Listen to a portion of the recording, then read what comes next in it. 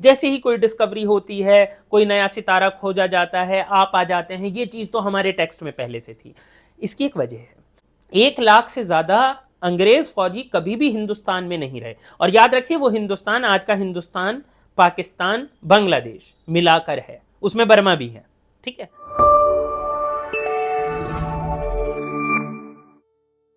पिछले कुछ वक्त में हम सब लोग एक चीज़ देखते हैं, जब से सोशल मीडिया आया है तब से ज़्यादा है, लेकिन ये इससे पहले से है, एक टेंडेंसी है।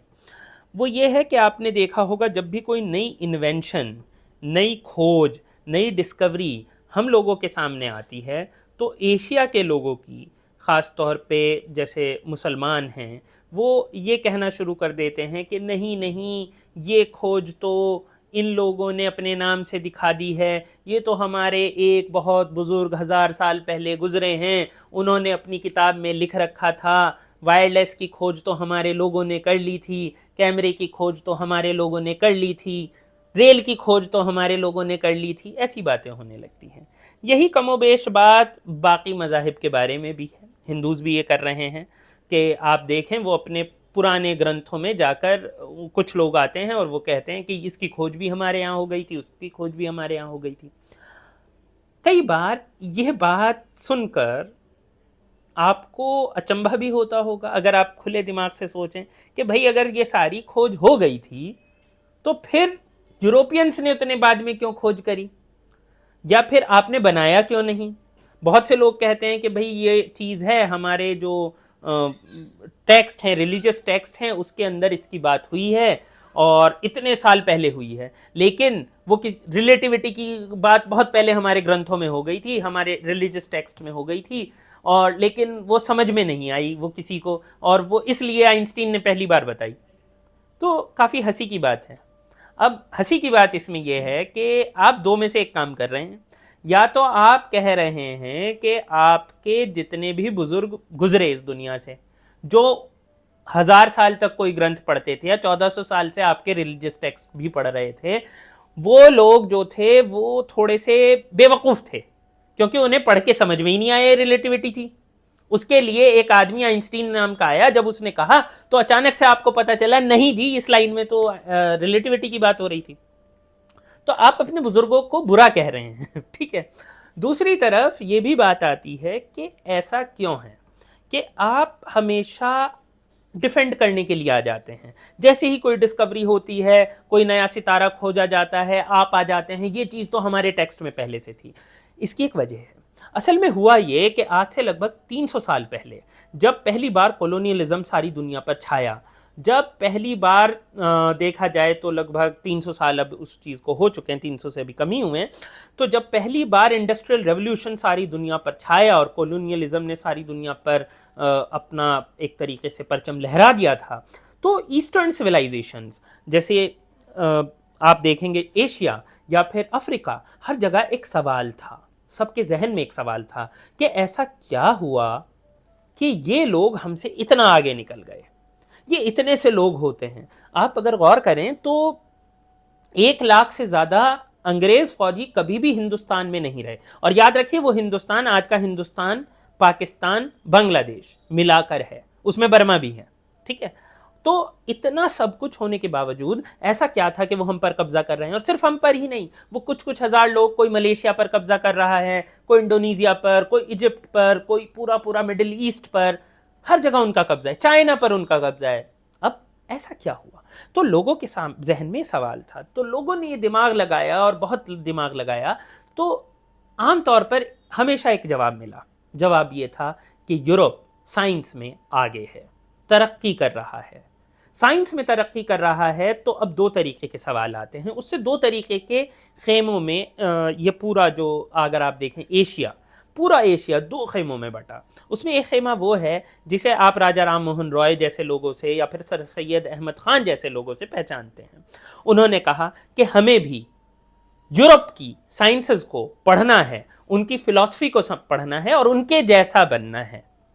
आप समझिए, हम पीछे रह गए हैं, हम उनकी चीज़ों को पढ़ेंगे, अपनी चीज़ों को भी रखेंगे लेकिन उनकी चीज़ों को पढ़ेंगे। एक और भी खेमा है जो ये कहता है, जिसने उस ज़माने में जो थोड़ा और परेशान था, उसे ये लगा कि जो वो तरक्की कर रहे हैं वो तरक्की हम अगर ये कहेंगे कि सिर्फ उन्होंने की तो ये कमतर दिखना है, इन्फीरियर दिखना है। तो ऐसे में उन्होंने क्या किया, उन्होंने ये कहना शुरू किया कि उन्होंने जो तरक्की की है आज की है, आज से 1000, 2000, 3000, 4000, 5000 साल पहले तो हम वो तरक्की कर चुके हैं, जिसमें कुछ बातें सही भी थीं, ऐसा नहीं है, मैं ये नहीं कहूँगा कि नहीं थी, क्योंकि एक चीज़ होती है जिसे कहते हैं आइडियाज़। ऐसा नहीं है कि आइडियाज़ नहीं थे, जाहिर सी बात है कुछ चीज़ें ऐसी भी हैं जैसे कि ज़मीन के गोल होने का कंसेप्ट, ठीक है यूरोप वालों ने बाद में कहा, लेकिन हिंदुस्तान में आर्यभट्ट कह चुके थे, ठीक है, और उसके बाद अरब भी इस बात को मानते थे। तो ये चीज़ कोई ऐसी नहीं थी। लेकिन अब आप ये कहने लगें कि सैटेलाइट हमने पहले बनाया है, या फिर हमने वायरलेस बनाने की पूरी टेक्निक बना रखी थी, या फिर हमने एरोप्लेन बनाने की पूरी टेक्निक बना रखी थी, इस बात को साबित करने के लिए कम से कम हमारे पास कुछ नहीं है। साबित करने से मेरी मुराद यहाँ पर यह है कि हमारे पास ऐसी कोई वजह नहीं है कि हम ये माने कि ऐसी कोई टेक्नोलॉजी थी और वो ख़त्म हो गई, ठीक है, क्योंकि बहुत सारी चीज़ें होती हैं। आपने एक कहानी उड़न खटोले की पढ़ ली, लेकिन वो उड़न खटोला होना भी तो चाहिए। हमारे पास एक्सकेवेशन रिकॉर्ड्स हैं, हमारे पास बहुत कुछ है, लेकिन ऐसी चीज़ें हमें बरामद नहीं होती हैं। हमारे पास मिसाइल्स उस ज़माने में थी, ऐसा हमें कोई सबूत नहीं मिलता है, हमारे पास सबूत नहीं है। उसके अलावा अगर हम रिलेटिविटी जैसी चीज़ों की बात करें, अगर हम क्वांटम मैकेनिक्स की बात करें, अगर हम एटम के अंदर के स्ट्रक्चर की बात करें, ये कयास की बातें हैं कि ये हो रहा है, वो हो रहा है और कुछ भी हो रहा है, लेकिन वो सच में हमारे पास नहीं था। हमें ये बात तस्लीम करने में कोई बुराई नहीं होनी चाहिए कि यूरोप के कुछ लोगों ने एक बहुत ज़्यादा मतलब तरक्की की साइंस के फील्ड में। आप ये कह सकते हैं और ये आपको मानना भी चाहिए और ये बात सच भी है कि हिंदुस्तान हो या एशिया के बाकी ममालिक हों, सब ने अलग अलग, या अफ्रीका में भी अलग अलग वक्त पर साइंस में बहुत सारी तरक्की की गई है। और ये भी बात सही है कि यूरोप जहां पर आज खड़ा है उसके पीछे एक चेन है। ये ऐसा ही है जैसे गिनती में एक के बाद 10 डायरेक्टली नहीं आ सकता है, एक के बाद 2, 3, 4 ऐसे चलता है। तो ऐसे ही एक ग्रेजुअल इवोल्यूशन, या आप समझिए कि इस तरीके से हुआ है कि पहले एक चीज़ हुई, फिर दूसरी चीज़ हुई, फिर तीसरी चीज़ हुई, फिर चौथी चीज़ हुई, और आज हम वहाँ पर हैं जहाँ पर आर्टिफिशियल इंटेलिजेंस की बात कर सकते हैं, जहाँ पर सैटेलाइट्स की बात कर सकते हैं। लेकिन जब हम ये बात कहना शुरू कर देते हैं कि हम लोगों ने पहले ही ये किया था, तो एक तरफ तो हम अपनी हंसी उड़ा रहे होते हैं, दूसरी तरफ हम अपनी यंग जनरेशन को आगे बढ़ने से रोक रहे होते हैं, क्योंकि हम उन्हें ये कहते हैं तुम क्या कर लोगे, पीछे जाओ, अपने पास्ट को देखो। और जो कौम अपने पास्ट की तरफ जाती है, अपने पास्ट को बहुत बड़ा समझती है, वो कौम कभी तरक्की नहीं करती है।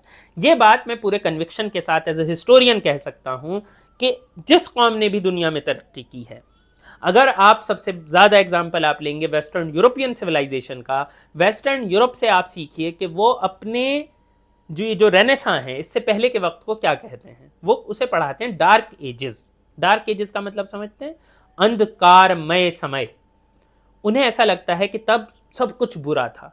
वो ये भी तो कह सकते थे हमारे पूर्वज बहुत अच्छे थे, रोम उनके पास है, आप समझ रहे हैं, यूनान उनके पास है, ग्रीस उनके पास है, लेकिन वो ये नहीं कहते, वो उस तक नहीं जाते, वो जाते ही नहीं है, वो कहते हैं डार्क एजेस थी, उससे पहले का टाइम हम भूल गए, हमें नहीं याद। वो ऐसे है। अगर आप बात करते हैं, बहुत से लोग बात करेंगे, आज के टाइम में बैठकर हम बातें करते हैं कि अरब जो थे उन्होंने 8वीं 9वीं 10वीं सदी में बहुत एडवांस किया था, सही बात है, इराक में, बगदाद में बहुत कुछ किया उन्होंने। लेकिन जब उन्होंने अपनी हिस्ट्री लिखी, आप उठा के देखिए, तो उन्होंने अपने से पहले दौर को जहालत, जाहिलिया का दौर कहा। उन्होंने कभी ये नहीं कहा कि हमारे से पहले के आदमी बहुत अच्छे थे, जबकि ऐसा नहीं है, पहले के आदमी कुछ नहीं कर रहे थे, बहुत अच्छा लिटरेचर मौजूद है। अगर आप देखें तो खुद मेसोपोटामियन सिविलाइजेशन है, आप उठाकर आप समझेंगे तो नाइल रिवर वैली सिविलाइजेशन है, वो सिविलाइजेशन उसी जगह पर है, अरबी बोलने वाले लोगों के बीच में है, लेकिन उन्होंने एक तरीके से उसे दरकिनार कर दिया। तो ऐसे में जब हम अपने लोगों को ये समझाते हैं कि नहीं आप पीछे की तरफ देखिए, अपने गोल्डन पास्ट की तरफ देखिए, तो हम उन्हें आगे बढ़ने से रोक रहे होते हैं। जब तक पिछले दरवाजे को बंद नहीं किया जाता है, इंसान उस दरवाजे की तरफ बार बार देखता है। दरवाजा बंद हो जाए तो वो आगे, अगर दरवाजा नहीं भी होगा तो दीवार में सुराख करके आगे बढ़ेगा।